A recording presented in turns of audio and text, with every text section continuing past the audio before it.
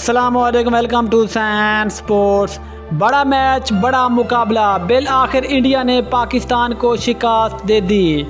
लेकिन दोस्तों, बिल आखिर पाकिस्तान ये वाला बड़ा मुकाबला किस वजह से जीता हुआ हार गया। लेकिन हम आपको बताएंगे कि आखिरकार अंपायर के एक गलत फैसले ने पाकिस्तान को ये वाला मैच हरवा दिया।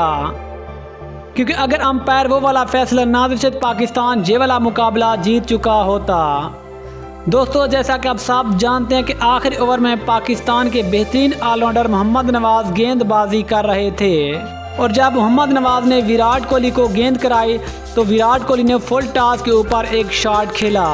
लेकिन वो वाली गेंद यकीनन एक फुल टॉस गेंद थी, लेकिन अंपायरों ने भी प्रेशर में आकर उस गेंद को नो बॉल करवा दिया और उसी एक नो बॉल की वजह से पाकिस्तान भारत से एक बड़ा हाई वोल्टेज मैच हार गया।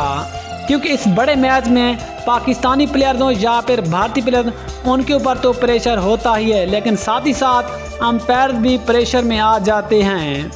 इसी वजह से एक बड़े मैच में अंपायर ने भी प्रेशर में आकर एक गलत फैसला सुना, जिसकी वजह से पाकिस्तान ये वाला मुकाबला हार गया।